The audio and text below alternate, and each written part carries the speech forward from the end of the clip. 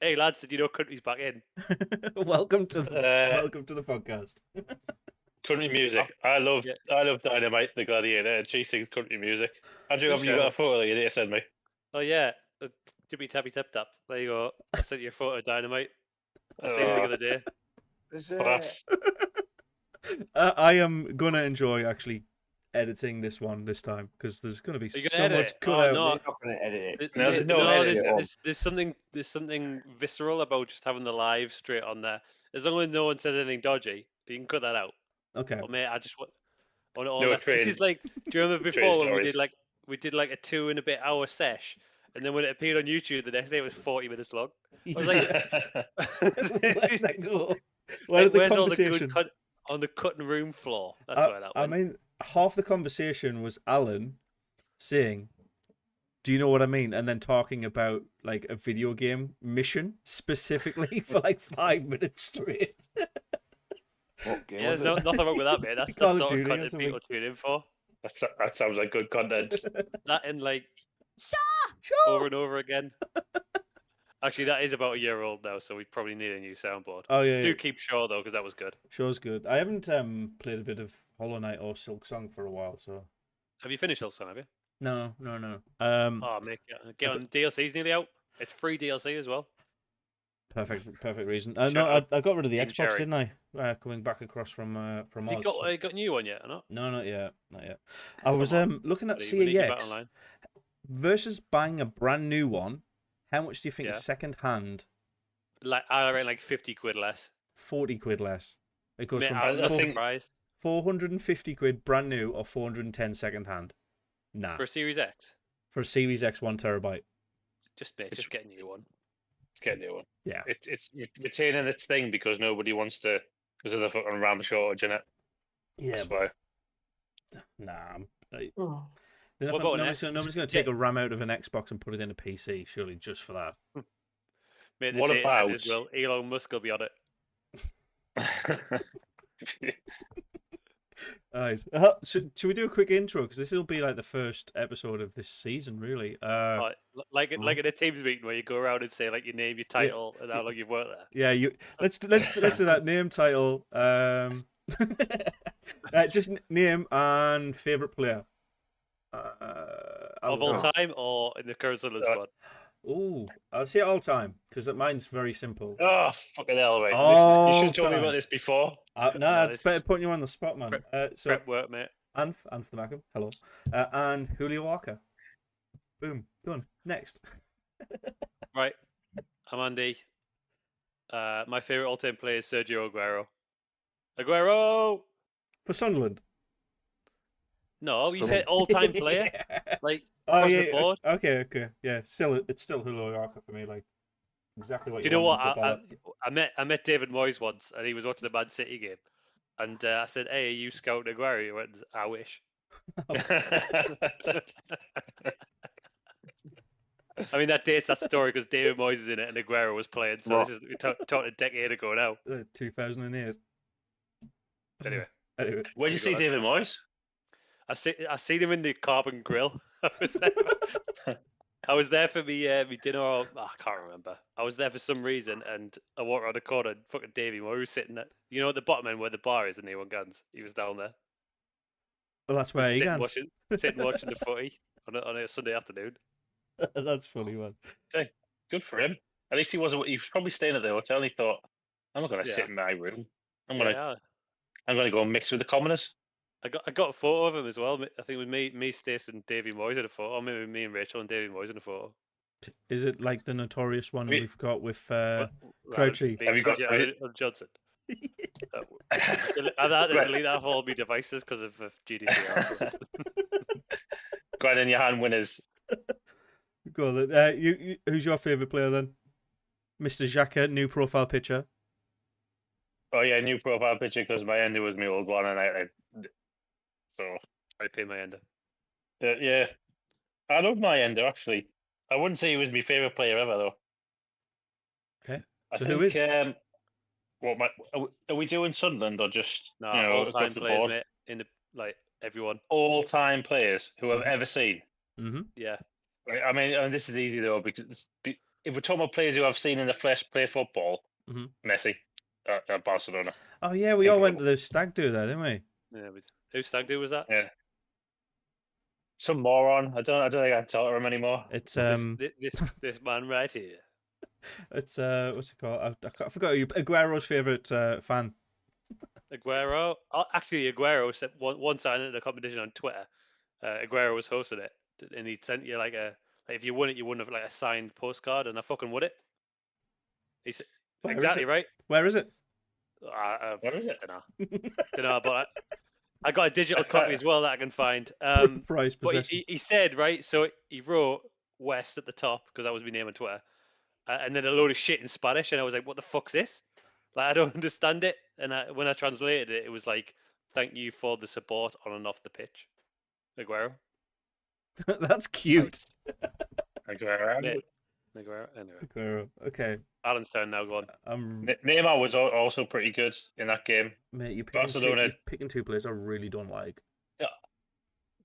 You don't don't like like Messi? Messi? Mm-mm.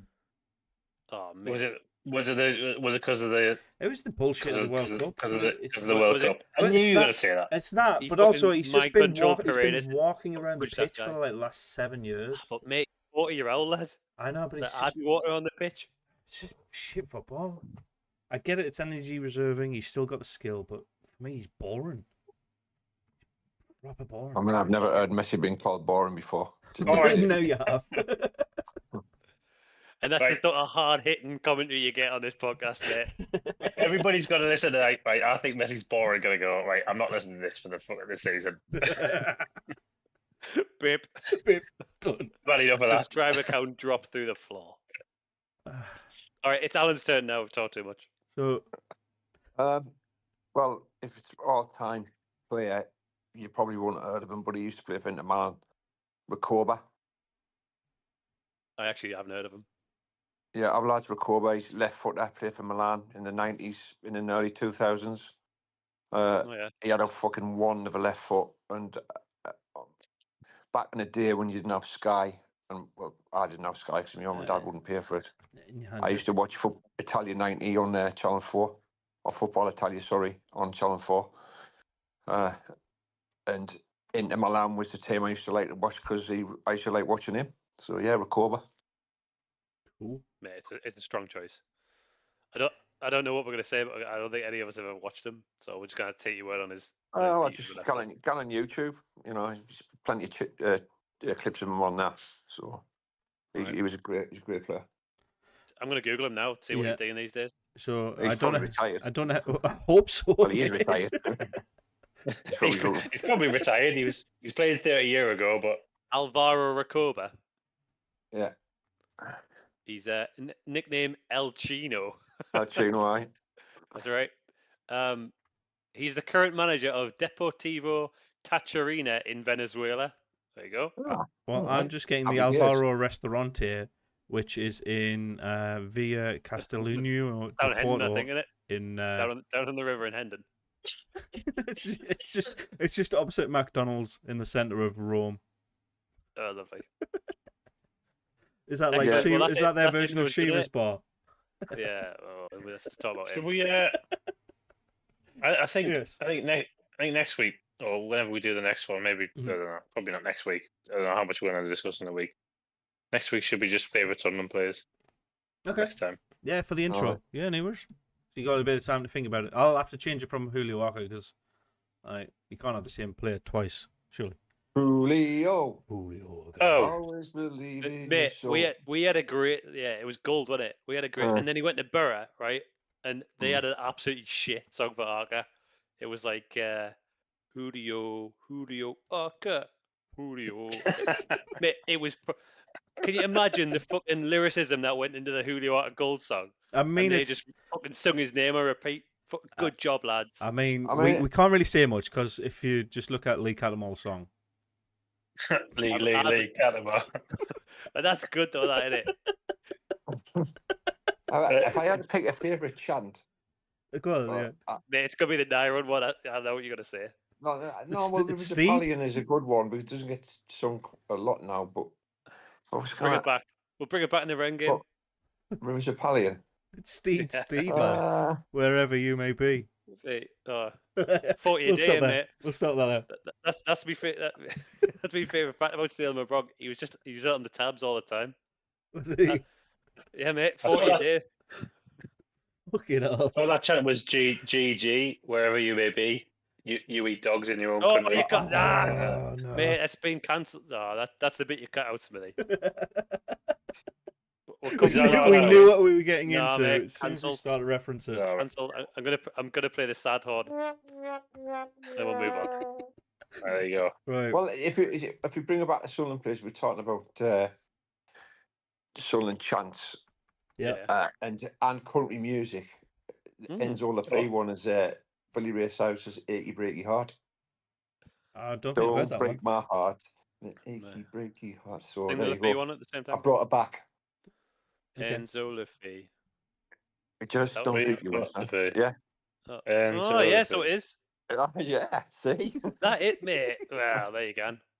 That wasn't Look even at that. planned. That the country music and Enzo Lafay chat. That we didn't even plan that in advance. Yeah. I Good We just don't Oh, plan right. anything in advance. There's nothing planned for this. Just Good content, everyone. right. Right. You've got to come Should and we sing get along on next with week then. So should we talk a little bit about pre-season because we've only got 2 games of them left, and how do I put this? Yeah, let's do it. It's a bit Yeah. for me. It's been a bit. It's been very underwhelming. Apart from like the York 5-1, which you'd expect. Well, mate, do you want me to talk about York because I was there? Yeah, go on then. Grand old Duke. All right. The Grand Old Duke, yeah. Well, it started off. It was a windy Saturday morning, and Right, there we go. Oh, God, yeah. settling, like- You haven't gotten that far back. We're setting up for like a C.S. Lewis novel It was here. a fucking highlight. Good see. Right. See it. This Setting is the the scene. highlights, mate. It was a windy Saturday morning, and I got on the train at Durham, and Crouchy was already on it with Ben and Mackenzie and Tom. Did Right. can I just interject before you get into the next sentence? Did a lady Go come on. across with a trolley and there was some like chocolate frogs on it? Not quite, but on the way back, right, Crouchy goes into first class on the way back, and the lady came through with a trolley and literally smashed into me fucking knee. Now, bear in mind, I've been drinking since 10 o'clock in the morning, so I didn't feel it. But the next day, mate, me fucking knee was killing. It was had a proper bruise on there. Anyway, Sorry, knee way. got on the train, had some bevs on the way down. Yeah. Got off the train at York. I don't know whether you know this, but recently, as in the last 5 years, York City moved the ground from the centre of York to the middle of fucking nowhere, like on a retailer park miles out. So we had to get a fucking Uber over there, and it was about 20 minutes in the Uber to get there. And we waited a long fucking time. Anyway, we eventually got there, and Ben, because he didn't plan in advance, was in the home end. So Ben Shanks had to get in the fucking home end and sit by himself. I've got a great photo of Ben sitting by himself, just in the home end like this. Right, Andrew, send it to Yeah. Smithy when he does the editing. He just put it up. Yeah, through the magic of editing, it's going to appear on your screen now. All right, so now you see the photo of Ben. Now you see the photo of Ben, right? The rest of us were in the away end, obviously, and it was mate, it was good atmosphere, you know. Like obviously, people have been on the train was heaving. The train before the train I was on was heaving as well, so there was a lot of people there. Like, I think we took 5 and a bit thousand down, and I reckon there was only 9,000 there in total. So we're probably half of, maybe a little bit more than half of the fans. We had all of the East Stand or whatever it was called, and round a bit. Anyway, there's a lot of us. Yeah. It was good crack. Started off really well. Like scored early doors. I forget who scored now. It might have been Lafay. I think it was Lafay. I'll tell you, it was the earliest goal was Chris Rigg, 37. No, it was we scored before that. No, it was Enzo Lafay, number 7. All right, there you go. Yeah. So yeah, good goal from what I remember. Like a little bit of build-up play through the middle. I mean, York weren't great. I'm not gonna lie. They're like non-league or something, aren't they? So No, The they've one- been promoted, haven't they? oh, my mistake. Great. Been They are promoted, League One. now in the League Two. League Two. So Great. York are in League 2. You're right. They're currently first, according to this table. I don't know First. how. Stop the count. I don't know how. Are they like AFC York? That might be why. Maybe. Okay. Anyway, they weren't that great. We started a pretty strong squad from what I remember. To be fair, like obviously some of the lads weren't there because off the bat of the World Cup and that, but pretty strong squad. Lafie scored early doors. I was doing my usual bit and slating Rig in the stands, but then he scored, and we're like, well, it's 40 minutes now. Like it's about knock on the door at half time. Let's go for a pint, right? Come back, So we it's went downstairs. 4-0. Went downstairs for a pint, mate. They fucking scored twice in the next 5 minutes. But it was 4-0 at half time. I didn't see any of the third goal or the fourth goal. I couldn't tell you anything about them. Anyway, when this Tudorov, 44. Actually, Enzo Lafie. I was going to bring up later on because I watched the Leeds. I didn't stay up for the Leeds game, but I watched the Leeds highlights today, and he looked all right, mate. He looks not too bad. Anyway, York scored after half time, didn't they? And then we scored again. I didn't see any of those goals either. We're still in the queue for a pint. To be honest, Andrew, I could have done this, and I wasn't there. Right, we went the game. There were 6 goals. I didn't see 4 of them. I didn't see 2/3 of them. Yeah, well, this is the way it goes. I nearly got away with getting a free round, to be fair, but the lassie literally, because the fucking card machine stopped working when I got there. I got about 8 pints, but the card machine had stopped working, so I was like dishing out pints like this, and I got the last one. I was just like.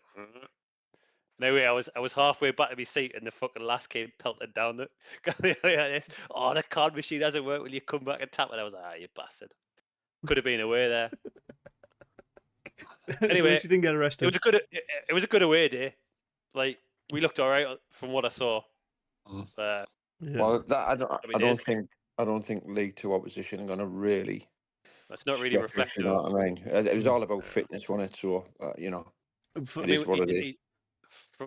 From what I've seen, like he didn't make a lot of changes. Like, maybe not a full 11 change, but. But for the most part, was it the first team squad for the most part, or was it like a mix of? He started a pretty strong squad. Like I say, Lafie was playing. We had 09 was playing. It wasn't Royfs, obviously. It was someone else, maybe Elborg. Maybe we'll come on to him later. Maybe we'll talk about him in a bit. Yeah, we definitely will. But mate, would you like me to give you that? Yeah, it was Elborg, Reinildo, Hume, 09, Mukiele, Alan Brown, Chris Rigg, Tudorov, Enzo Lafie, Jocelyn, Tabi, and T.S. Ogunsuyi. Did Tabi look okay? Tabi did look all right, to be fair. I think he got took off. I don't think he played the full game, but he did look all right. Everybody got took off at 61 minutes. They made 10 substitutions. 61 minutes. Yeah, he's done that every game now, hasn't he? He did look all right. I'm not going to say. Look, I'll be honest. I don't think he's going to break in the first team. I think we'll see him off the bench if anything. But he looked all right. Looked all right. Reinildo, it was good to see him there, getting a few minutes behind him. Obviously important for him to get back get his fitness back up. But overall, you can't complain. 5-1 win away from home. Like, I know it wasn't great opposition, but beat what's in front of you. I think we've beat this horse to death a little bit with the the preseason games don't really mean a lot grand scheme of things. Overall, obviously the 5-1 win. My big point was let's not forget last season our preseason was fucking terrible. Yeah. And look what happened in the in the season itself. Yeah. So I'm not going to hang my hat on these results. No, but what I will say is some of the players that are coming out, obviously the second half, and I think that game, the Liverpool game and the Leeds game, was essentially our unders, our under 23s, or under 18s. A lot of our academy players. Getting some minutes into to see if they're match ready or not, and not a lot of them shined through. But I think we've already mentioned his name once or twice here. But Tudorov for me is probably the only one that's ready. He looked all right. I think he's all right. I think he's 80-90% there to being ready to come to break through. So if we are looking for an emergency striker, if we don't get one in the transfer window, I think Tudorov might be able to come in and surprise a couple of people. I'm just going to make a quick point about the players that he's playing, because Alan Brown's getting a lot of minutes, right? And like you say, Tudorov's getting a lot of minutes. part of me's thinking that although Sunderland probably will sign other people, it ain't going to be fucking last season. Oh God, You no. know, We're not signing. it'll, you know, obviously that Muniz come in. They'll be looking at. I think they looked at Sassuolo, and there was someone else there. I think it was a left back from a French team. I can't remember his name. For 30 million. So. Oh yeah, I've said that. Yeah. I'm not expecting, like, I didn't expect it to be the same. But what I want to see, you know, is good quality coming. I don't want us to fucking rush and just have to try and go and grab whoever. I think this. I think, yeah. Well, I think that, you know, Sunderland are aware of that, and I don't think they're prepared to bring in, you know, like knee jerk and grab people in. So, look, I'll trust them in their decision making on who to sign. But I'm sort of not nervous, but I'm slightly concerned that, you know, it's close and we haven't really nailed anyone down. I get that, Alan, but it's like for me, the entire window has been slow, and I think it's because it's a World Cup summer. Like there has been a couple of movements during the World Cup, but not many. Like this window as a whole has been really slow for everybody. Yeah, I would agree with that. Last year, we signed did we sign 16 players? I can't remember exactly last year. 14. Something like 2/3 of them. 14. Okay. Yeah. So I think something like 2/3, 9 or 10 of them came after the 1st of August. So we've still got plenty of time. Yeah, and I know we might be jumping ahead of ourselves here. I know we're supposed to be doing pre-season, but like for me, this transfer window, it's not about buying a new squad. That was last season, mate. We did that already. It's about getting strength in depth, especially for the Europa. Like I know this is not a fucking crazy off the wall, but like thought, but it's all about like Munir, right? Okay, we need support a right back or left back or whatever. We get it on free. Diane Metali. Is that happened? No. I generally don't like to get like I'm not really into the rumor mills too much until it's like officially announced by the club. Like all of the potential players that we've been linked with over the years, we could have had like.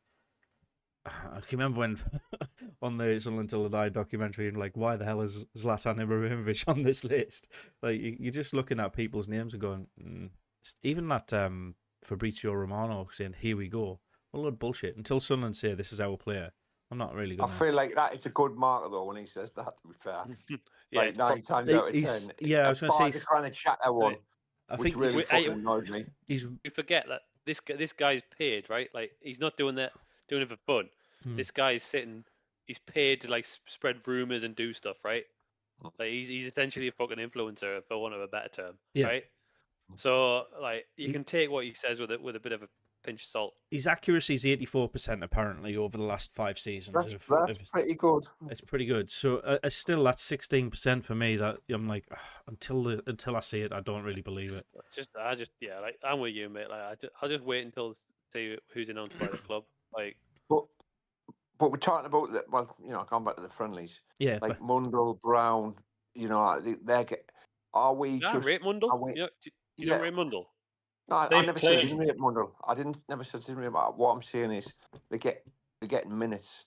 Yeah. Are they in the plans for the season to be in the rotation for the cups, in the rotation for the Europa? Do you know what I mean? I think what they are in the squads to do is to prove their place. And some of those players that you've not mentioned so far, but Brown maybe, they've basically proven themselves not worthy of Premier League level football in these pre-season friendlies. Yeah, Alan Brown, for me, some of his passes were so sloppy. Like I get, so I'm just moving on to the second to the Liverpool game where we had some really good creative attacking play, but middle of the park, like assistance of the midfield was proper lacking.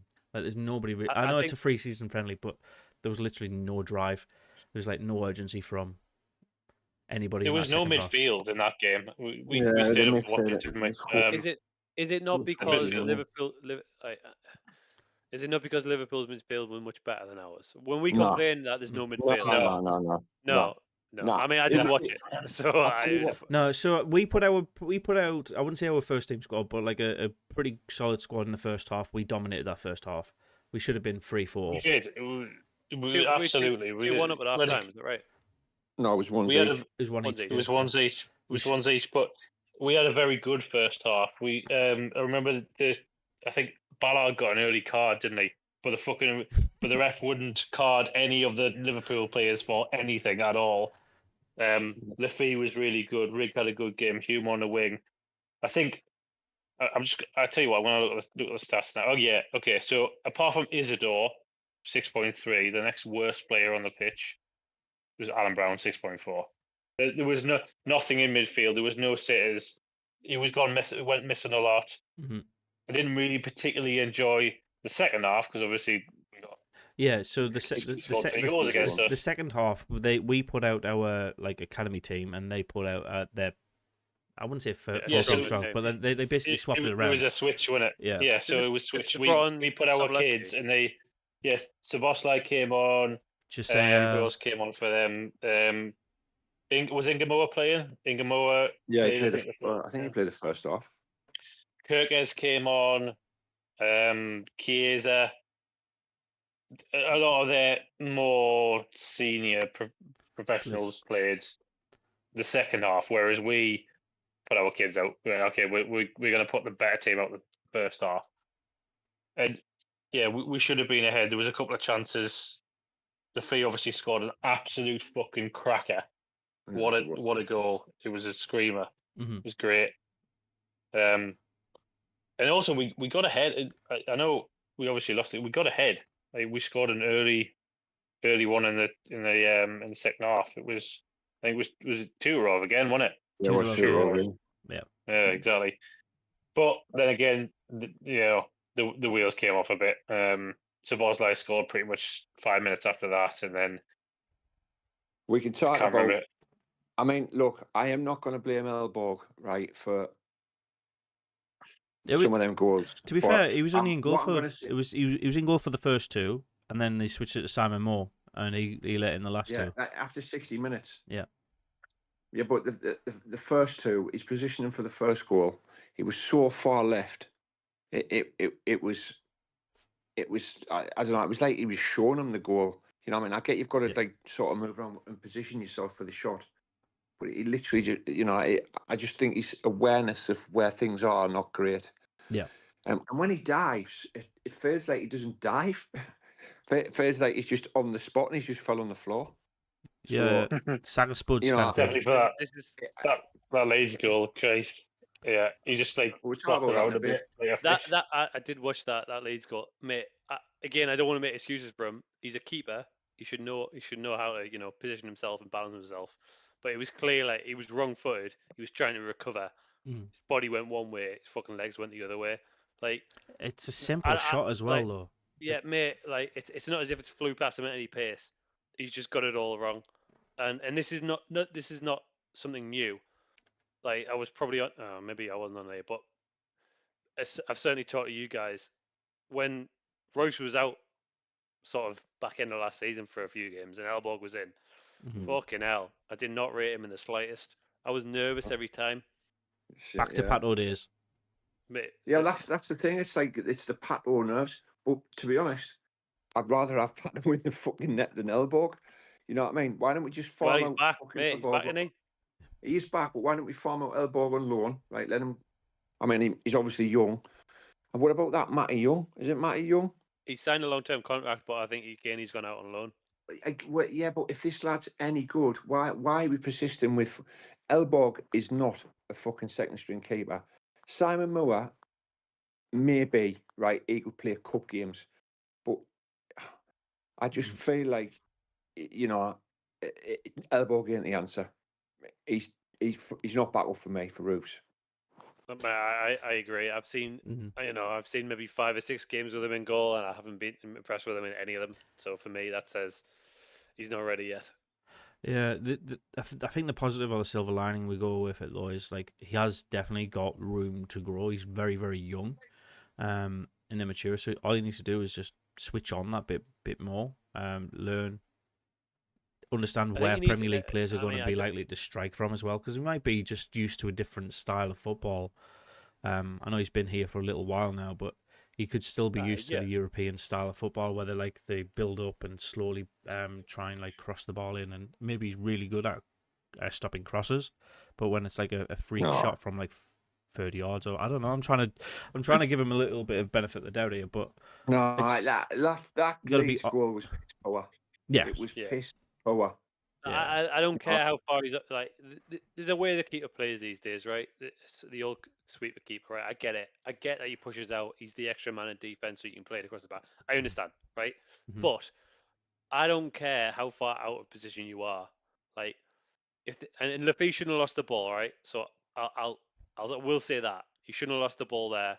I get it, but you've still got time to recover. You know, you are in control of your own body. You know, when when you want to move from here to here, you know exactly how to do that, right? This guy, it looked like he flapped, right? He was like, "Oh shit! Like they've got the ball. What am I doing? I'm running backwards. I'm going this way. Oh, but he shot that way. I'm going to try and dive." He got it all wrong, right? And it is an experience. I do get it, but come on, right? It looked bad, It mate. is the right time to make these kind of mistakes, though, as well. You gotta think of it like that. Like, is he going to be doing that if he was put in like the first game of the season against Ipswich? Probably not. He's probably going to take No, like he 20. certainly shouldn't be in. Yeah. I can see him being a cup keeper. Look, if he doesn't go out on loan, I can see him being a cup keeper. And by that, I don't mean the Europa League. I mean the fucking Carling Cup. And the Well, FA to Cup. be I fair, get that. because of his age, he could just go into the under-23 squad as well and be their number one choice, I guess. But Because the only up way to for keepers to learn is to come up against people who are actually trying to score. The only way you people can't are be actually sitting on going to the try to bench. score is yeah. I understand that. Like, it's up to the guys. You know, it's up to the coaches, isn't it? Like, they're going to assess these. I mean, that's why he's there. That's why he's playing. He's there to be assessed.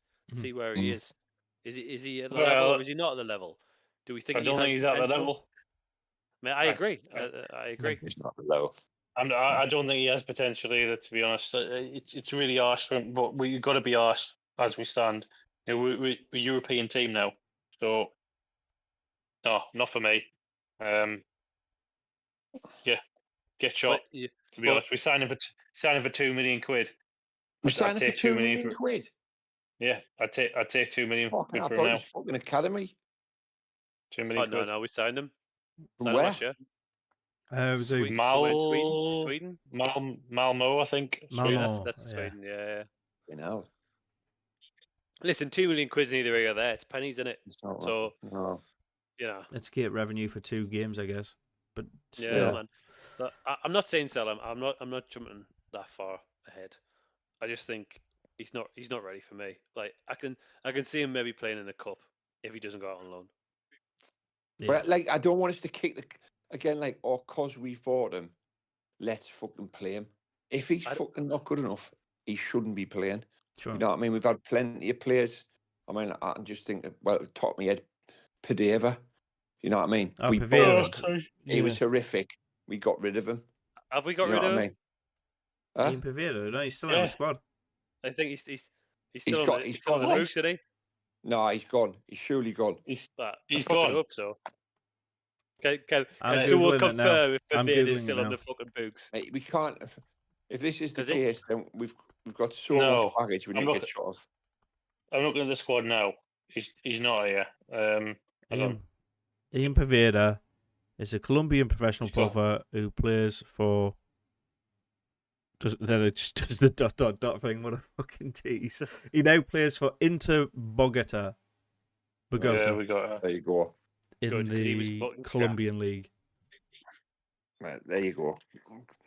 His agent's lapping, isn't he? Yeah. Mate, he must have had a fucking. What's that guy who's like, don't look around the eyes, look into the eyes. He's Darren that guy. Brown. You're under. It's a maybe- guy from maybe Little Darren Brown. Britain, I think. It's the Little Britain Darren Brown, like where he's like, don't look around. You can't mention Little Britain anymore. Oh, We've cancel. got Cut this jail. bit out. Cut this bit Yeah, out. we're Why? fucking going to jail. Dave Williams is a nonce, etc. Okay. The blackface and that in it, wasn't it? And Yeah, can't mention it. Okay. Comedy's dead. Sorry. It fucking is. Comedy is dead, mate. I see it. Like, just gone off on a slight tangent. Right? Someone was moaning about fucking. What's that one where the live on telly in the BBC? It's Live at the Apollo. Aye, that one. It's like dropped loads of fucking.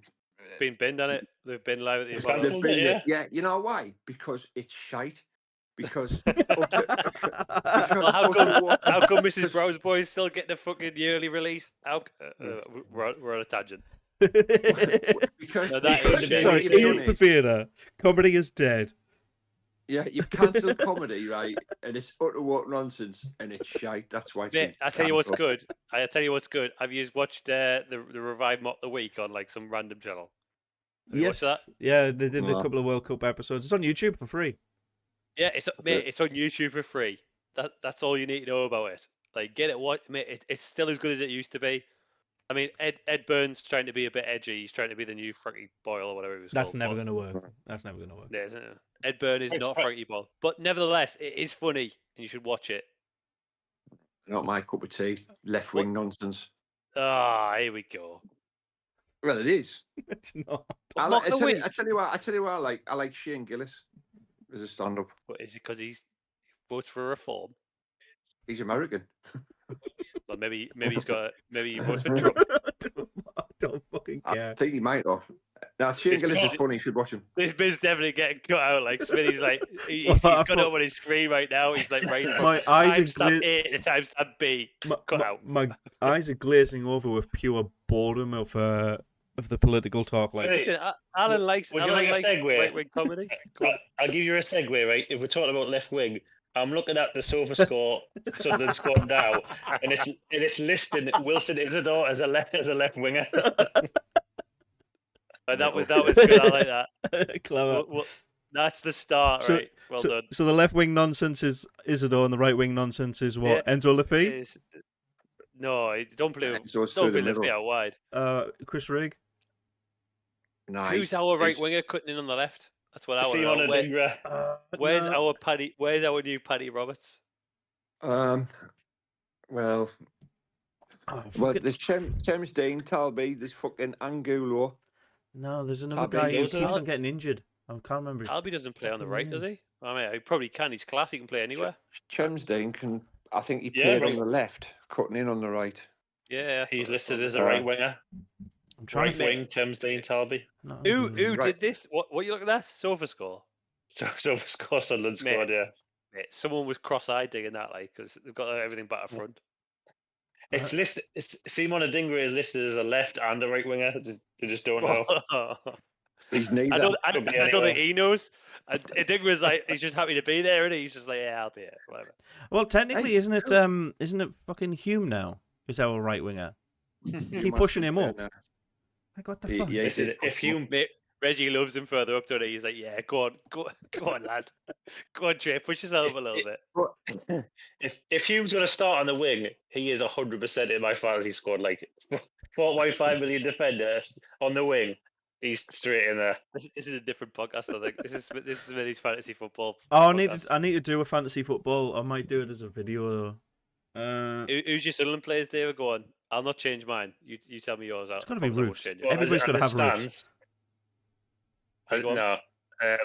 No. It's no, I haven't got roofs in. I did have him in, but I took him out. Yeah, he's up to 5. Currently, it's Brian Brobby. Yeah. Ding. Enzo Lafay. Oh, hang on. Whoa, go back. Brian Brobby. Brian Brobby. All of that for that. Enzo Lafay. Oh, really? Okay. And Hume.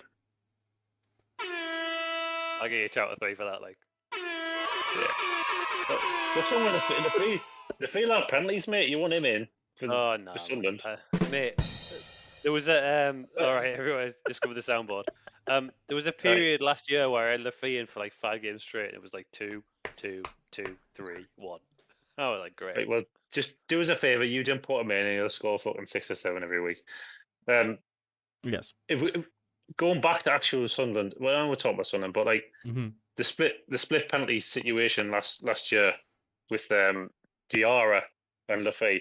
Now this might be a bit of controversial, but I don't think Diarra's starting. Like, I think he is. What, in midfield? I think he will. Depends on recruitment to me. Will it not be? It's Siddiqui and Jagger, surely. And Diarra. Lafay. Lafay will be 10. Yeah. Diarra, look, Yeah, okay. Siddiqui and Jagger behind, and then we'll have wingers. Diarra might not fucking start, to be fair. But if I don't think he starts. we're going to go 4-3-3, which is Which we will. which was sort of tied to, and sometimes go 4-4-2. You know, 4-2-3-1. It's going to be 4-2. I just- Yeah, 4-2-3-1's been our thing for the last 18 months. But I think the winger situation, I want to see the winger stock. Like at Dingra, if he's going to stay, he needs to step up and start, assisting and scoring. And Gulo as well. We paid fucking good money for these. Go in the World Cup, mate. Yeah, good, great. Bring it back here and do it here. You know what I mean? So you know what you're getting with fucking Brian, right? He's going to be fucking. Yeah, I'm getting Robbie on the back of top this year, like. Yeah, he's going to be a handful. He's going to hold it up. He's going to fucking cause people problems, but he needs help. Either from midfield or from the wings. You can't do it by himself all the time. I think Chemstein, I think he'll kick on. I'll rate him anyway. Oh, and I think he had a decent World Cup. But I just want to see one of the other wingers just step up. If that happens, then it'll be a bit more fluid, and then we won't have to push fucking Hume up the right wing. So, I mean that was a combination of a lot of things, right? We were really struggling at right back, like we were like, sorry, right wing. There was no one out there, right? And because Hume was playing right back, let's not forget, and he popped up with a few goals early doors in the season, and he was like consistently getting in the right areas. Okay. So Lebris probably looked at that and was like, right, well, this guy knows what to do. Like he knows in what space he's got to be and at what time. So let's give him the opportunity to do that some more. So he's pushed him up to try and do that, and it didn't always work. Sometimes it did. Scored a great goal towards. Oh, what goal? Okay. Who did he score against towards the back in the season? Villa. Thanks very much, Villa. He scored a great goals against Villa. Let's give Trey Humes. Let's put some fucking respect on his name. When he came, we were like, "Who the fuck's this?" Yeah, Man has been probably one of the most consistent players in the last 3 seasons.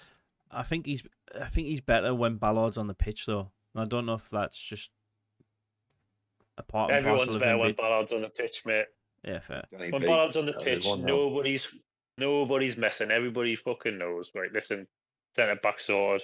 That man is going to head every fucking ball out. None of this. Oh, Dan Burn headed it over the halfway line. Shite.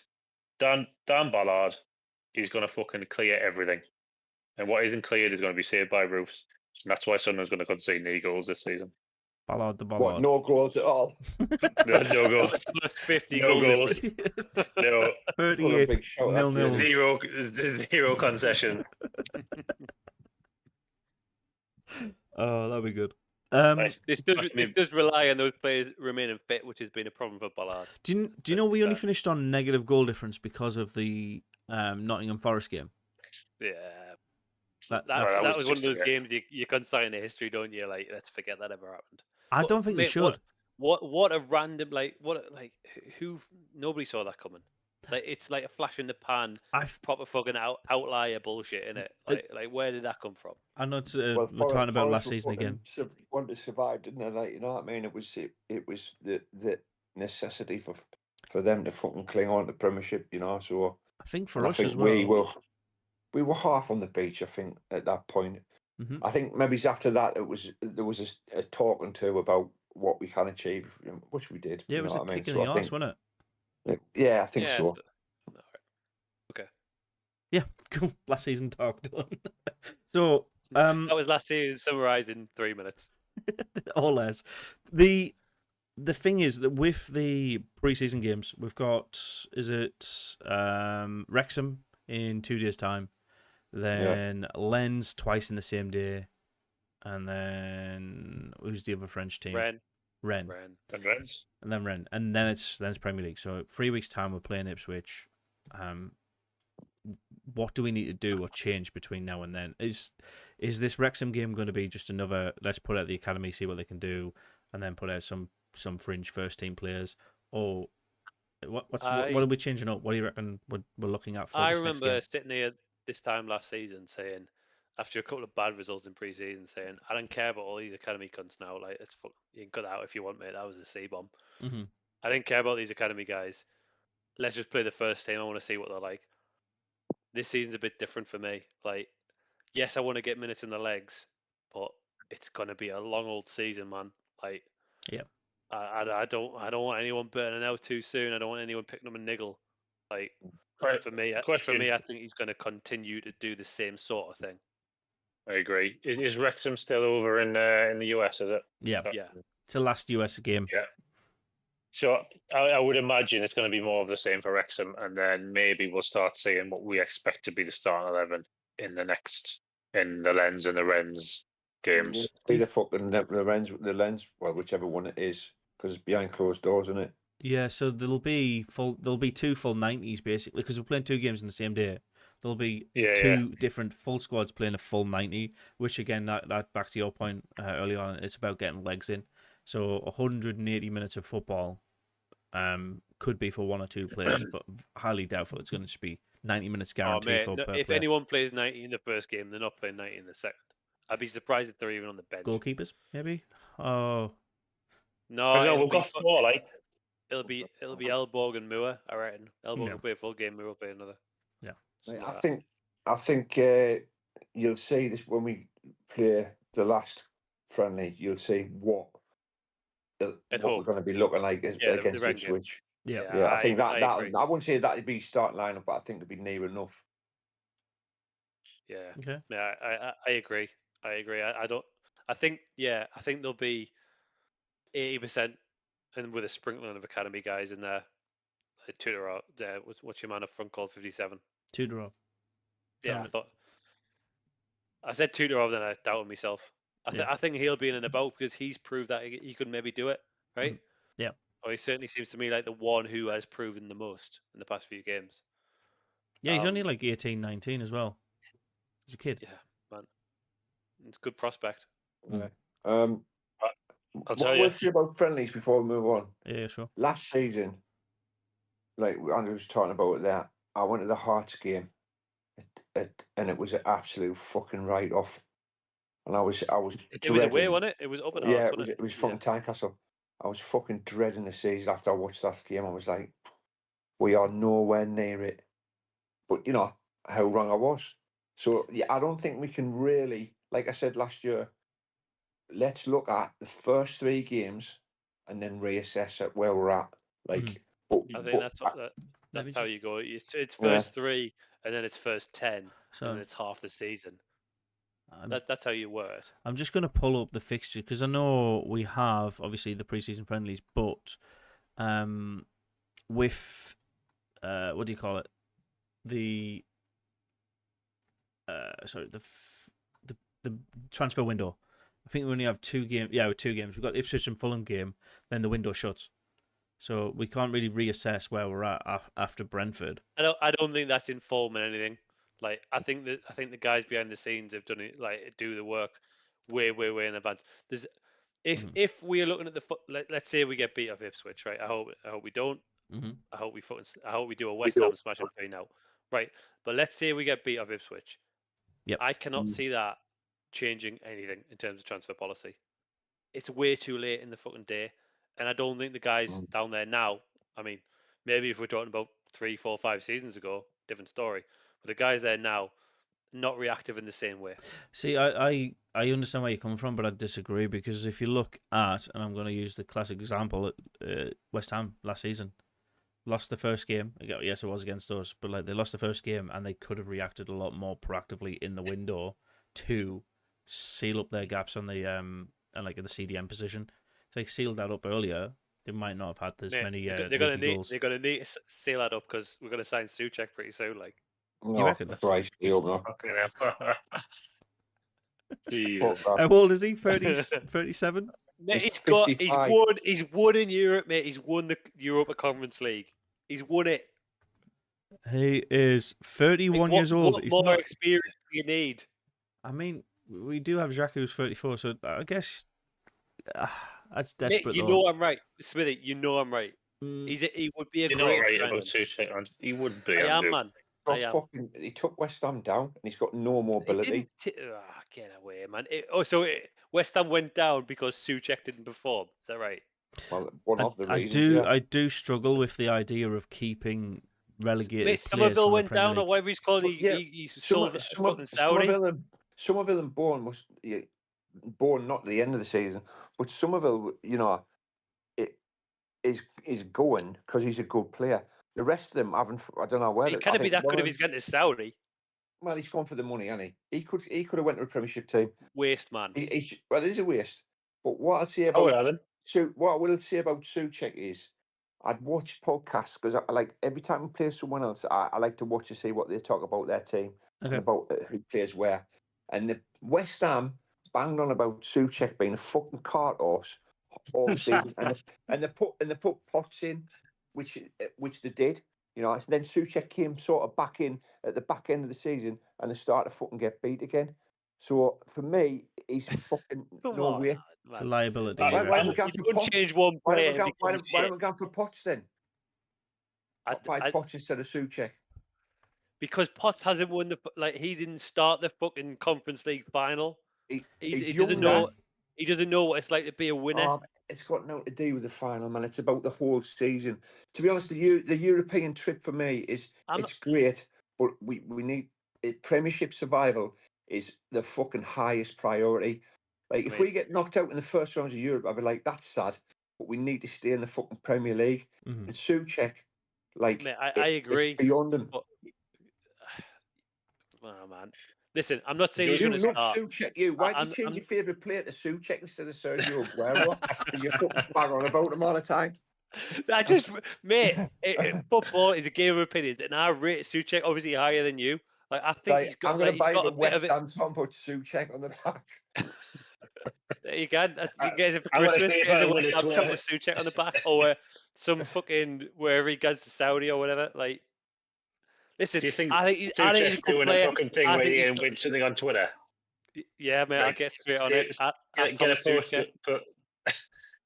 Mr. Souček, will you send me a fucking postcard with some fucking nice words on? Andrew, I'm looking at his ratings here, but I have to err towards Alan here, right? I'm just these are all fucking Premier League games, right?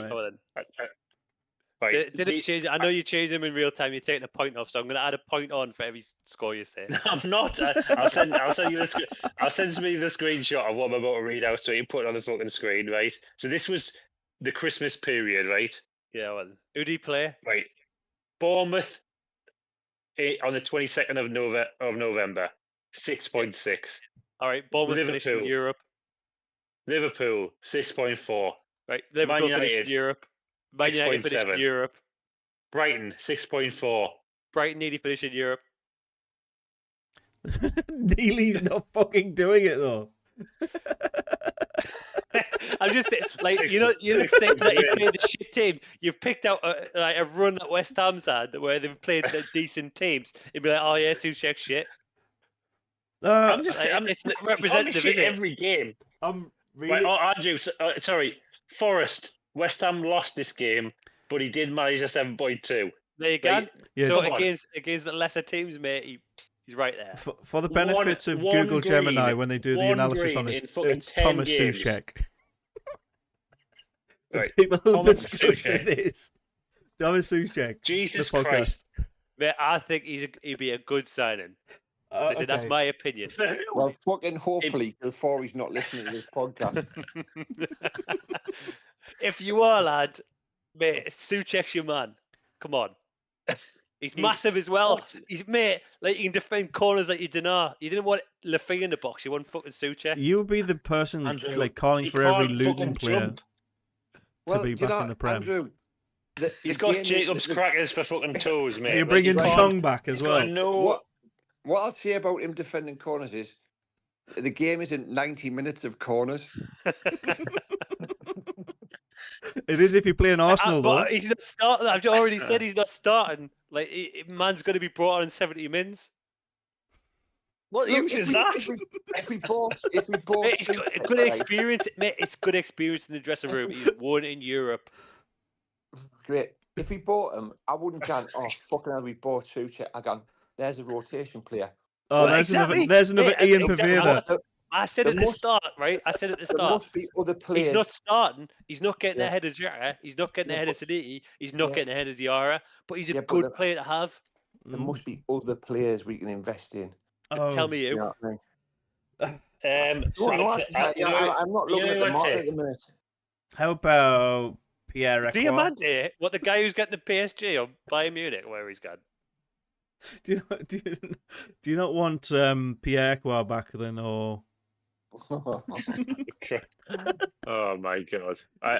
Thanks for mate. I was in the corner there. I was like, when the box is on the ropes, he's like this, and then you just fell over. I was just fucking banging them out. Right. Thanks for moving on to Ekwa, because I was defending Souček with my life. I just, for me again, like, we can talk about good quality players that can come into the club that are potentially realistic as well, but I would really struggle to bring in any player that's from a relegated side unless they are literally like. But mate, Crescencio Somerville, mate, like Alan said, he could have been sitting at Brighton right now. He could have been sitting at Villa. Yeah, he could have went to Man United. I think last season's a little bit different to the two previous seasons on the Premier League as well. Obviously, with the three promoted teams recruiting, getting hit and miss. But last season, you've had two Premier League staples drop out, which is very, very rare. So we've had Wolves and West Ham.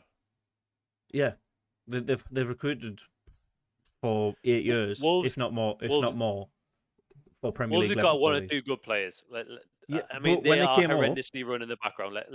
Let's not. They did okay. They got Europe. Let's not forget. We've recruited in a very similar fashion to what Wolves did when they came up. They went just purely on the Portuguese league. Everybody fucking knows that.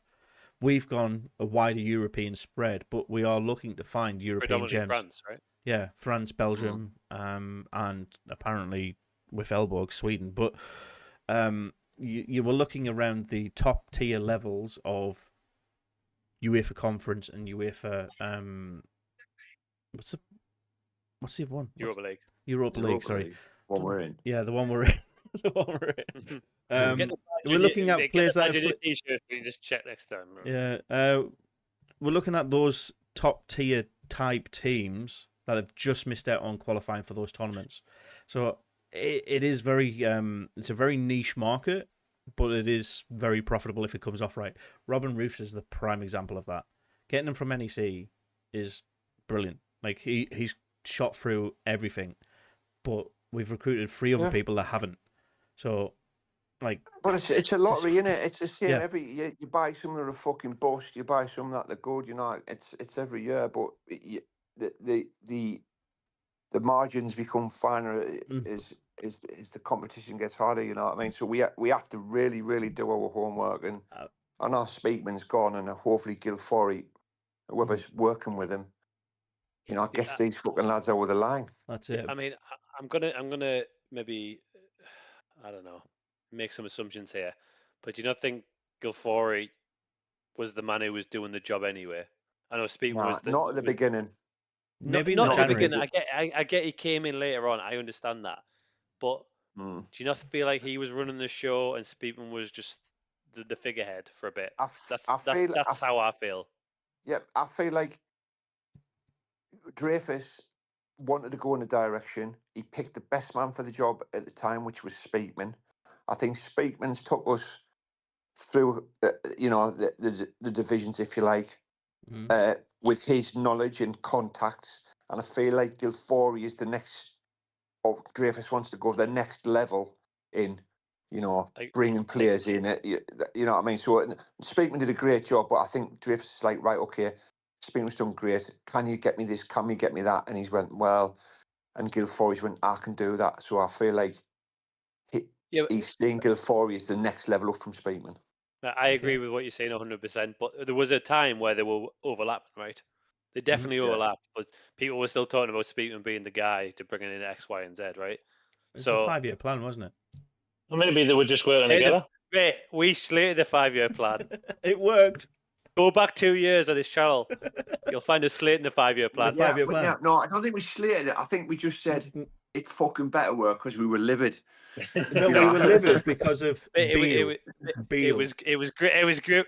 We don't talk about him. We don't say his name. We don't talk about Beale.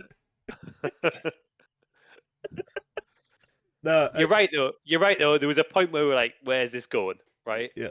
But all right, hands up, fair play. The 5-year plan. I think the wobble. I think the wobble that we had was when Mowbray went, and we weren't.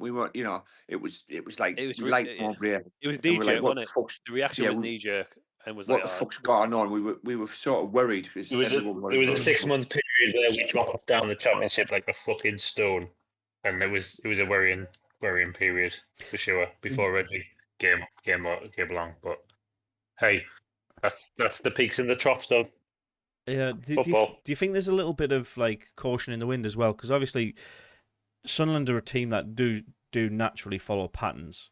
We're guaranteed to have a shit month every single season. Last year it was February. The year before it was when we were under Beale.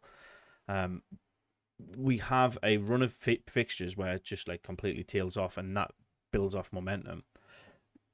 When are we likely to have that this year, and how do we buffer against it? Because was it December? December was pretty tough for us as well because we had Man City, Liverpool. The Christmas run last year when the guys were off in the AFCON and we had a really tough run of fixtures.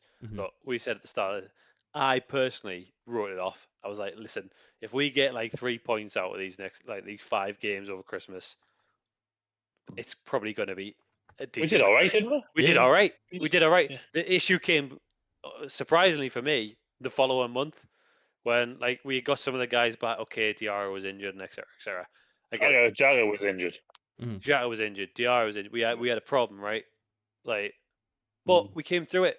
We came through it, and we were on the ascendancy in March. Dropped off a little bit, and then came back. Listen, do you know? Yeah, I'm just going to chip in that. I just think about, you know, you're talking about when we're going to struggle and that, and then players in certain positions. Talking about the midfield specifically, I feel like Diarra, Siddiqui, I think they'll rotate through, you know, the cups, the European and the league. Do you know what I mean? I feel like looking at it, it might be good to have Diarra or Siddiqui, you know, kept to one side for certain games if we're going to play in Europe or going to play in a cup. But it's the other positions in it that we think about. Like, that's why they've got Mooney in, they look for Sassuolo. I think we probably need another striker, and we definitely need another winger. You know, so just for that rotation piece. I think Meander's gone out. I think we need to replace him. I know he was pretty similar to Robbie, and that was maybe where he fell down in the end. But I agree. We need like David's been banging on about a dinger for a long time. Yeah. Okay.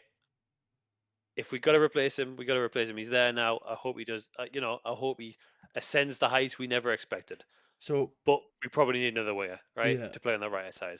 The thing is, we have under Reggie Labrie one formation, one play style. We've tried to flux it around a little bit to become a little bit more defensive and drop 5 at the back in some certain games.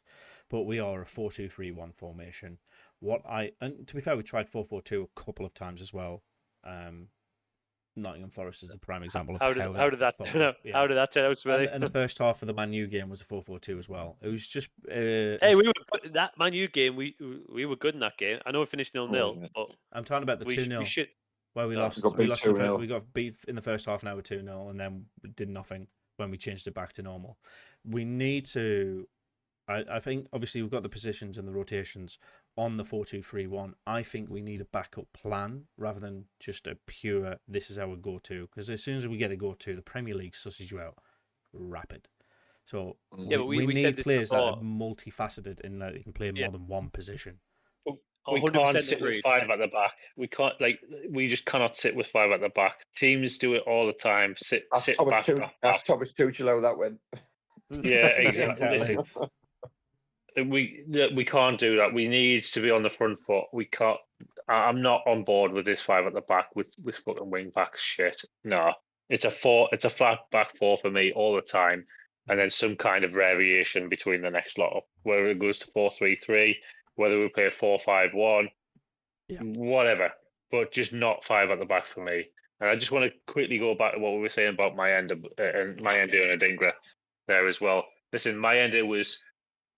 I really rated Mayenda. I thought he was very good. He had a really good start to the championship. He had a really good start to the Premiership last season. Scored a couple of goals. What the club's done with him is turned him into a proper player. And the fact that we've bought him for fucking peanuts and sold for 25 million is we're just giving Speakman a fucking big up and go for in that and all that kind of stuff. Listen, that is great work. The guy's left as a Sunderland legend, to be honest, with the time that he was in. Big man, big man, what's your name? We've got some big money for him, and I hope we reinvest it. We do need another striker. I can't see it really being any. I don't think we're going to go and splash a lot of money on a striker, but I can see us bringing another one in. Adingra, Souček. Souček's son. Jared Bourne. No. He said a new contract with West Ham. Contracts can be bought out anytime. Contracts can be bought out. I'm talking like weeks ago. He signed a new contract. I know. He is a West Ham lifer just purely because he's shagging Daddy early. Like he's not fucking leaving West Ham. All right. I wouldn't have him anyway. I don't. He was good. He was good when he was a midfielder of fantasy football, but in real life, he tailed off near the back end of the season. I think he's over the hill. Anyway, Adingra, listen, I've already made my mind up about him, and I think a lot of Sunderland fans have already made their mind up on him as well. He went out on loan because he wasn't good enough, and I don't imagine he's ever going to be good enough. So what we need to do is cut losses, sell him, and replace him. Yeah, just before you continue on with that one, I just want to talk about our recruitment of last summer. As a whole, we signed 2 players that had played Premier League that previous season. Adingra, not last season, previous it was season. crap. Adingra was literally the only player that was playing the previous season in the Premier League, and he wasn't good enough. Xhaka was then the most experienced player of the Premier League, but he hadn't been in the Premier League for 2 years. So we don't necessarily need to sign Bundesliga is still players. Bundesliga is still a high standard. I know it is. That's what I'm saying. And he won it. Man won the Bundesliga. What I'm saying is one of the things that a lot of our fan base is like pretty much demanding is experience and proven experience in certain assets. You've mentioned it loads of times. We want European qualified players, but 9 times out of 10, it really doesn't matter as long as the person has the right aptitude and the ability to improve rapidly and basically just not be a twat. Like we've had some big ego players coming out with squad. Mentality is a big thing. I get it. Yeah. I get it. I understand. I'd like to see, and I think I'm proven right with the one transfer we've done so far, which is Thomas Munier. Like to sign a little bit of European experience. Mm-hmm. Like when you look around the club, right? If you take out Munier, who's got European experience? Xhaka. Sure. Mm-hmm. That's it. That is it. Robbie, I think maybe Ajax. Mooney is also Belgian as well. Like he's come from the Belgian league, hasn't he? I think French leagues. He was. I think a few of them have really. You know, you're talking 5 players maximum, and that's a fifth of your squad. Yeah, I mean, look, European football is totally different to the Premier League football. It's a slower pace. You know, it's a lot of build up, a lot of possession. I feel like we'll be comfortable. I don't think we're going to struggle. It will depend on the draw. I don't know who we're going to get, but I feel like the early stages. You mean in the group? Draw, I think we'll be all right. The old group stage, right? You're talking. Yeah. Whatever the league stage, or whatever the fuck it's called these days. Yeah. The English teams won each one of the fucking European leagues. Like, I do not see why Sunderland couldn't at least progress to the late stages of Europa. Like the European, like the likes of Ben keeps going on about like FC Paphos, mate. Come on, we should be beating the likes of them. Like no fucking even they're not in it yet. Our backup team. Like, I'm just saying the likes of FC Paphos, you know, Karabag and all that kind of. Yeah, but you can't say that, Davey, because you know. Why can I not say that, Alan? Our team is much better than theirs. We can't expect to beat anyone. There's no expectation, Alan. Like, I don't know how our team, if you look at that team on paper, you cannot compare it to fucking Karabag. Or, we live in the Champions League. But like Hibs and Hearts just fucking... I think Hibs went out to fucking Sturm Graz and got fucking pumped. I think we're all on the same page, but like at different sides of the right. Like for me, it's Celtic on Champions League football every was year. playing on paper. Yes, we thing. all agree Sunderland should be beating a lot of the teams that we're coming up against in the Europa. But it's not. But it's not played on paper. That's kind of the draw's favourable. Yeah, it's not played on paper. Like if we're playing FC Porto, I think that might be a really like big struggle week in week out. Like I think they're on our level, but there's not many other teams in the Europa League. Here's a question: that are Premier League because we finished 7th, right? And the top 6 got Champions League, didn't they? Right? Top 5. No, the six Premier League teams in the top 6. Yeah, top 6 got top right. 6 got Champions League. Yeah, because Arsenal in the final. Because Villa won the Europa League and whatever. Okay, so that means we are the number 1 team qualified in Europa League from the Premier League. Does that mean we are seeded in any way, i.e., we will avoid the bigger teams in Europe? No. Or not? No. No, we're just. I don't. Nobody knows how this. I don't understand how it the new fucking works.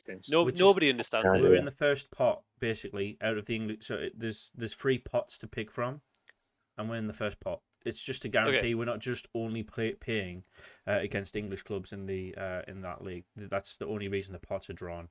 It's what? So we won't get Brentford or Brighton in the league? No. Right. But who can we get? Can we get like Alan everyone? We can get absolutely everybody else. We can get anybody else. Anybody else. It's just to. We just can't have a British team. We can get one British team, but it's game 7.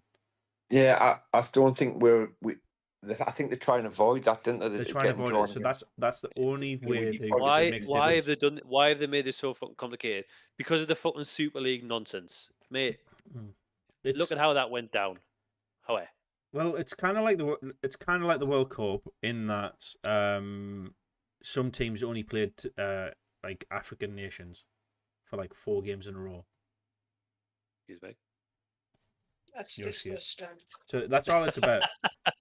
What that is disgusting. I just said. Stop. That. Oh, it's Natalie. I just said that's disgusting. Which one of you is that a shit in the toilet and not flush it away? Look at disgusting. It was fucking what he is.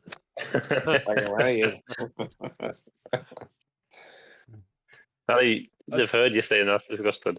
I just went to Jeffrey Leonard Grub. The Grub remix. That's disgusting. Grub. It's better to me. Leave Jeffrey Leonard. I'm not scared of you, Jeffrey. I'm not a 16-year-old boy. Do I want to say what? Oh, you don't fight me, Jeffrey. Oh. Do you know what? Have you ever seen a Jeffrey Leonard video? If that's who we need on the soundboard. That's who we need on the soundboard. Jeffrey Leonard going grab. Yeah. If we're talking about memes very briefly, I realised after the fact that I've actually been to the Chinese restaurant where the succulent Chinese meal was oh, have you? Wow, that is incredible stuff. Mate, Smithy, that is. Get that on your LinkedIn, lad. Fucking that is class. That is nearly as good as Natalie's Ma. Natalie's Ma used to work with Bradley from Magical Bike Ride. Yeah. Bradley. It was a succulent Chinese meal as well, to be fair. Listen, that's right up there with that kind of stuff. Legendary. Right, should we move back to the football? I've got a question. No, let's talk about Magical Bike Ride some more, right?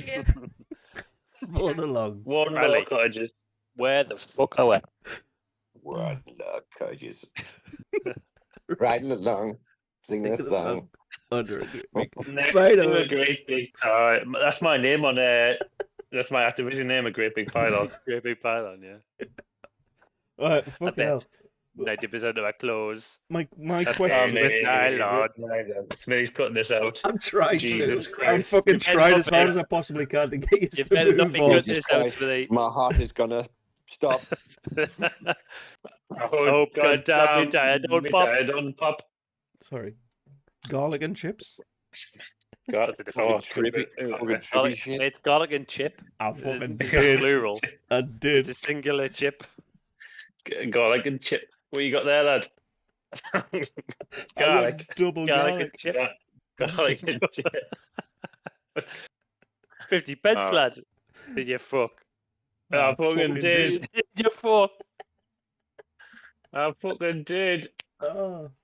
Right. Yeah, Alright, better footy, lads. Right, how we round this off? I just wanted to, because obviously we're now in Europe being freshly promoted. The 3 new promoted teams.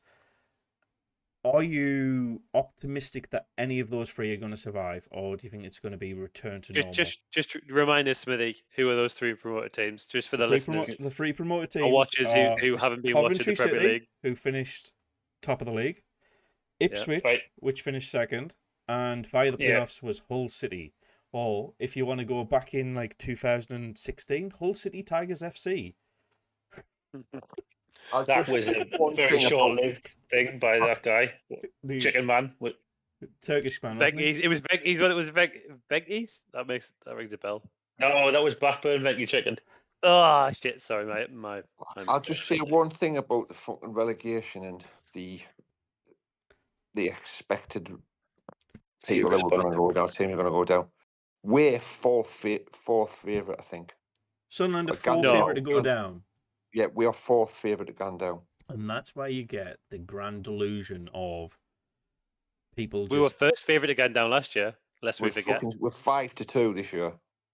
Yeah. So we, What? yeah, to Mate, go down. Newcastle, I don't know, you mean one, I know we don't like to talk about them, right, but they were 40-1 to get relegated at when the last season just finished. You get them on 40-1 to be relegated this season.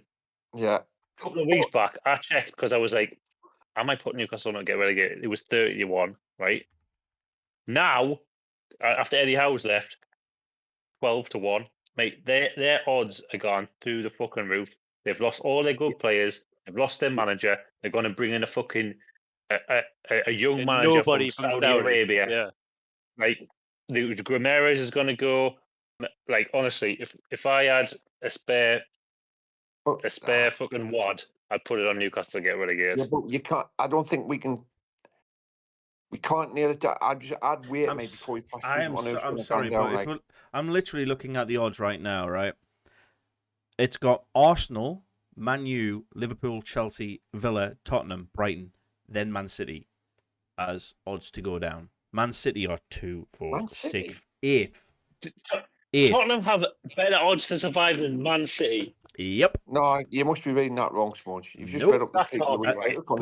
Go bet 365. Mate, You'll get 12 to 1 odds on Man City and 66 to 1 odds. This is not representative, right? Because bookmakers change their odds based on who bets on what, right? So people will be like, "Oh, well, we'll bet on Man City to get relegated," Exactly. and then they'll adjust it, right? So it means fucking nothing, right? It means absolutely fuck all. The only kind of like approximation you get is as you get further down the league, right? Mm-hmm. So like Coventry to get relegated, that's probably near enough, right? Yeah. Leeds to get relegated is probably near enough, right? But you're talking about those top 8, 10 teams or whatever. You might as well not bother. Tottenham are in there though. Yeah, but Tottenham are in course. I know Tottenham's got the new manager. They've got all the changes that I get it, but like putting Tottenham like as guaranteed safe is ludicrous now. They've been fourth bottom twice. 17th twice in a row. Yeah. I mean, they won't be there this year. They are. They've bought too many good players. Not to put it like too crassly, but they're doing something. Last year, 18-1 on Sky Bets to go down. That's pretty good. That's to be fair. Sunderland was surviving like that for about 5 seasons in a row. On Sky Bets 18-1. Sky Bet Clan. Big shout out. Sky Bet Clan. That sounds about right to me. That sounds about right. It's a bit more realistic, I guess. But fucking mate, 5-2. No, that was this morning, and that was Coral who got on TalkSport, and they were talking about second season syndrome. Crystal Palace could be a rough season for them, mate. These fucking blokes had us nailed on to gun down last season. They talk absolute fucking Truth. shite. Unless It is a load of we're in the Premier League for 10 years and we fucking still like we end up like sort of a Villarish team, we'd be fucking favourites or one of the favourites to go down every year. Mm-hmm. So it surprised me that Fulham aren't in that bucket though as well. Well, Fulham's lost a manager. Good point. That's much. So Hull and Wilson. I reckon it's going to go. I reckon Ipswich should probably go. I think if I'm going to put a money on it, because of it's Frank Lampard and he's probably got funds. I think Coventry might scrape staying up. Okay. I don't fear Hull. I don't fear Ipswich. So, but I don't know whether Coventry will stay up. I don't really. I'm not going to say I don't fear them because obviously in the past there's history there. But at the same time, is their squad that good? I don't think they've spent very much. I'm going to just throw a little bit of a asterisk. Their current championship squad when they were playing, it wasn't last season, the season before, against when they got to the semi-finals and they got basically that's the playoffs. When they got to the semi-finals of the FA Cup, they were doing really well against Man U. Like they should have won that game if VAR was involved. So I think they actually have good quality players that might struggle in most games, but they're able to show up on big games. It's all right. Thomas, is it Thomas and Sunday? Yeah, so they've got. I think like Paul says, Coventry for me have the most. Even if they don't change that many in their. I'm going to ask you a question, Smithy, right? And then just it's a yes or no. It's a yes or no answer, right? Mm-hmm. You ready? No. Coventry's current squad. Yeah. Are they going to get 40 points? No. I reckon their current squad could get 30 points. With recruitment, they could climb up to 40, 45. So I think 30 is probably realistic with their current squad. And is that enough? 30 enough to stay up? No. Probably not. So recruitment is what... So, like I said, they're most likely... I think with current squad, points-wise, Hull are getting 6. I mean, I don't want to disparage Hull too much. That's pretty harsh on Hull. No, like, with their current squad, they've got... It's Turkish FC, man. Like, I can't really see every ex or former Turkish player coming into... Hey, they've got John Egan's there, Sunderland legend. Do you know what? Let me just say something about the league and how it's going to finish. Yeah, I think this pre-season you've seen Spurs, Chelsea. I think Man U spunk a load of money. I think the gap from the 6, Arsenal as well, is going to increase, and I think anyone below that big 6 is going to be in the mix. I'm not saying last season was an anomaly because obviously Spurs fucking struggled. So did Chelsea. Chelsea as well. But I just feel like that gap is it's back to where it sort of was. So I think the big 6 will go back to being what they are, and I think anything below that is a bit of a lottery. Like I said, first 3 games, then we'll see where we're at personally. But I fucking didn't know about anyone else. Surely, you say the big 6, and then then you got your likes of Brentford and Brighton. Villa aren't in that big 6, by the way. Villa, who finished third last season. I don't think they are, mate. I don't think they are. Tielemans is gone. They've got more history they've got better history than Tottenham, though. They've signed Garnacho. Everything's all right at Villa. Yeah, no, that's great. Don't get me started with that one. Fucking hell. Chelsea's feeder club. Yeah. I don't think you can compare the people who finish in the top 10. We would take us outside the big 6 to the promotion of Hull and Ipswich and Coventry. Like, I don't know if it's just me, because I just had this conversation about Europe. Looking at our teams on paper, how can you say that everybody's in the mix when with our team against the Coventry? I don't understand if you were. Nah. I don't think it depends on the start. Every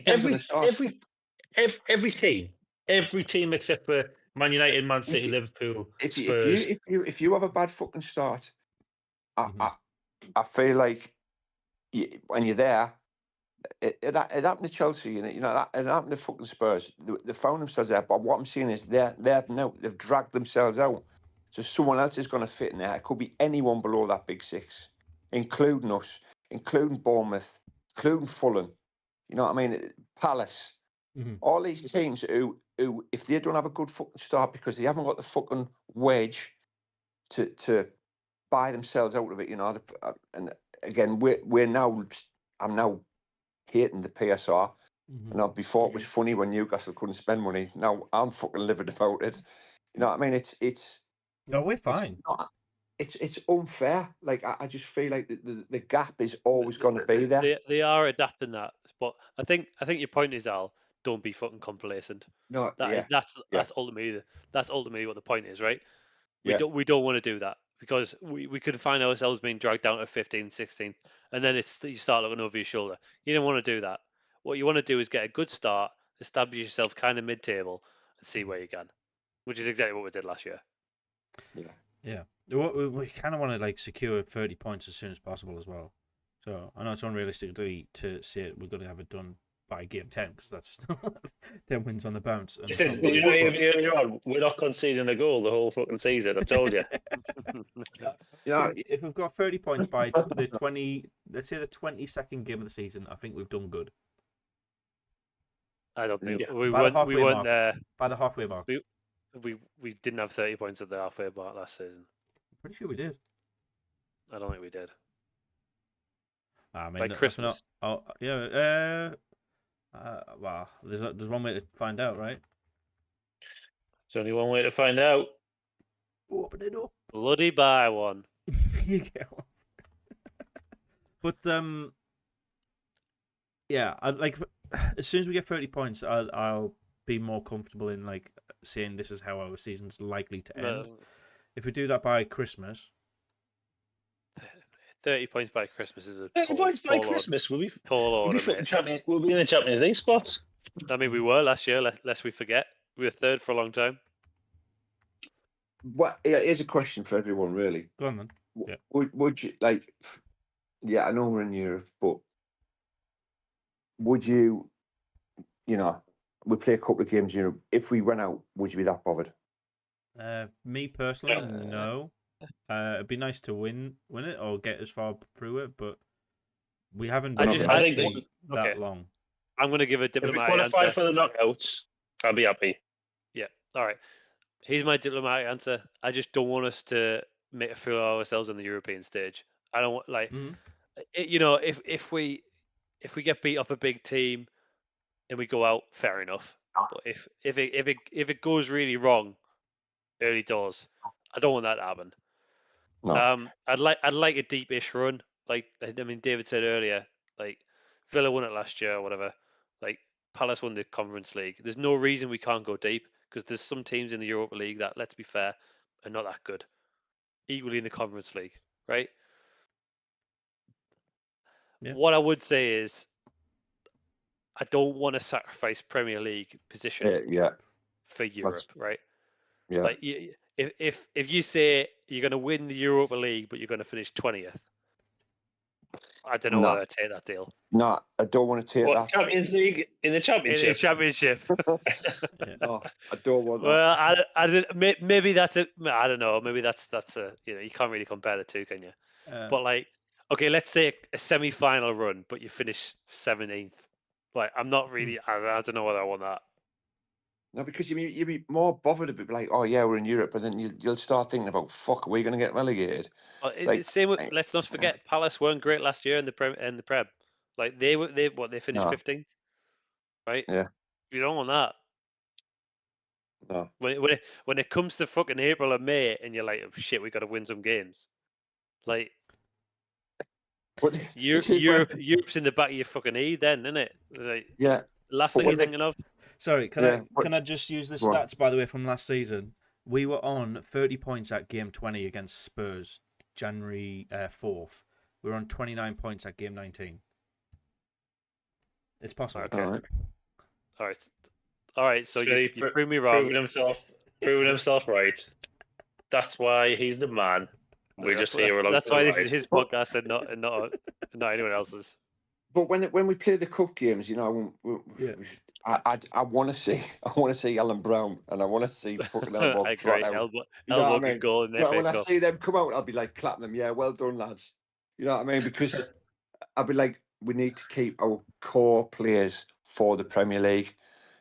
And possibly Europe, but it's all about the Premier League. It's all about staying in the league. Yeah, fine. Let's have a trip away with Europe and a big home game, but we need to solidify our Premiership status. That's the bottom line. Yeah. Just please don't get a fucking tattoo of us as the European champions like next week. The Europa League, mate. Yeah. I'll tell you what. If we win now? the Europa League, right? If we win the Europa League, I'll get the fucking cup and Europa League winners 2026-27 tattooed on me thigh. Just put European champions. Then a tally mark underneath it. 100%. That was Spurs, wasn't it? They were singing it when we were fucking hammering Spurs at the end of the Champions of Europe. You'll never sing that. All right, Spurs. Well, we're gonna do it. We're singing it now. Bong's here, by the way. Shout out Bong. Yes, lad. Hang on. Smithy, do that again. Shout out Bong. Shout out Bong.